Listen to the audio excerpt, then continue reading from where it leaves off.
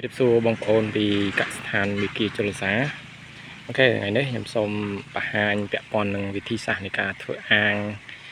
ចិញ្ចឹមของកែបក៏ដូចជាអាងផ្សាំកូនក្អុកមានរាងជ្រុងដោយការចំណាយតិចមានប្រសិទ្ធភាពខ្ពស់ណាជាក់ស្ដែងបងប្អូនឃើញហើយអាងនេះគឺមានមុខកាត់5ម៉ែត្រហើយបដោយវា12ម៉ែត្រហើយជាទូទៅខាងខ្ញុំគឺធ្វើទំហំប៉ុណ្ណឹង5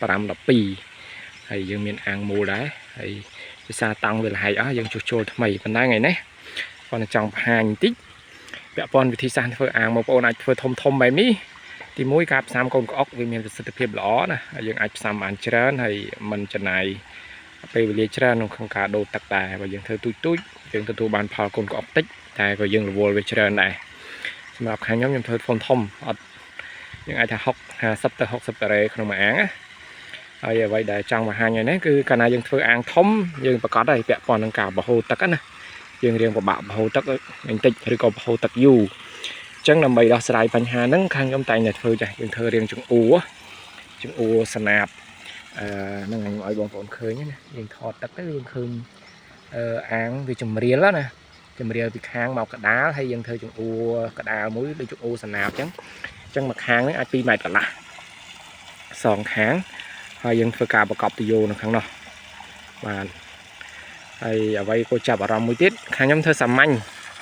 លក្ខណៈសាមញ្ញយើងចំណាយថ្លៃដើមទាបណាហើយយើងប្រើប្រាស់ផលិត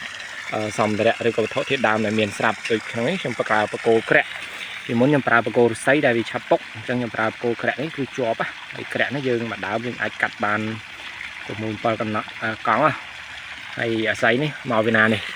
ជំនួយកសិដ្ឋានខ្ញុំមានឫស្សីអញ្ចឹងខ្ញុំប្រើឫស្សីហ្នឹងកាត់យកមកធ្វើអាងធ្វើបែបហ្នឹងហើយមិនធ្វើខ្ពស់ទេហាខ្ញុំដោយសារគោលដៅរបស់ខ្ញុំផ្សំតែកូនក្អុកនេះនៅលើហ្នឹងប៉ុន្តែបើខ្ញុំត្រូវការដាក់កែបសាច់ទៀតខ្ញុំតស្បៃឡើងខ្ញុំមកធ្វើតង់ខ្ពស់ទេខ្ញុំតស្បៃឡើងណាហើយចង់បញ្ជាក់ដែរថាបើសិនជាអាងយើងធ្វើរៀងទូច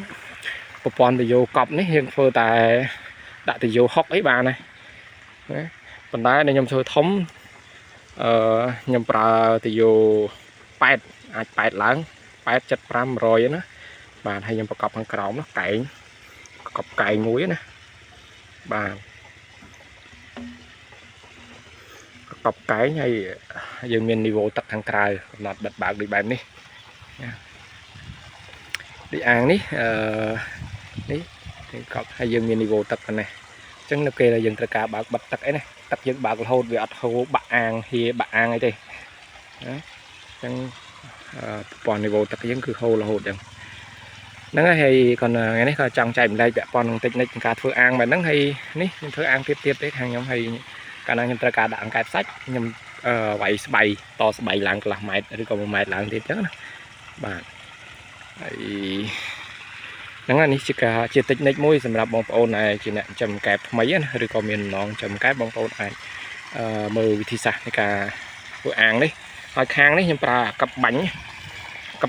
ខ្លះគេបាញ់ពុកម៉ូតូពុកអីហ្នឹងខ្ញុំទាញតង់ក្របមកកັບណាទាញតង់នឹងក្របពីលើមកបាញ់មកហើយធ្វើចេះលឿនណាជាប់ល្អណាមានប្រសិទ្ធភាពចំណាយតិចហើយឫស្សីស្រួលបាញ់ហើយឫស្សីនេះយើងមិនមានចំណាយទេបើយើងទិញគេអីមួយដើម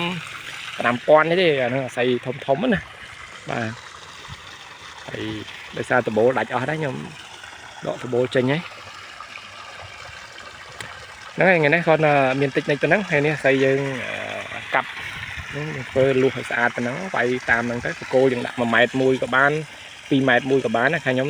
សំចៃបកគោស្អីយើងរឹងដែរ2ម៉ែត្រ1បើយើងប្រើរស័យពីងពងអាច1ម៉ែត្រ1ព្រោះពីងពងរៀងទូចហើយរៀងទន់ហើយហ្នឹងហើយខ្ញុំមានប៉ុណ្ណឹងតិចនិចសម្រាប់ការធ្វើអាងអញ្ចឹងបងប្អូនអាចយកជាចំណេះដឹងបានហើយយកទៅអនុវត្តនៅកន្លែងបងប្អូនបានបញ្ជាក់ថាបងប្អូនអាចធ្វើទូចបានប៉ុន្តែទូចការផ្សំកូនក្អុកយើងបានតិចបើសម្រាប់មួយអាងនេះខ្ញុំយ៉ាងហោចណាស់ខ្ញុំបាន30000ដែរ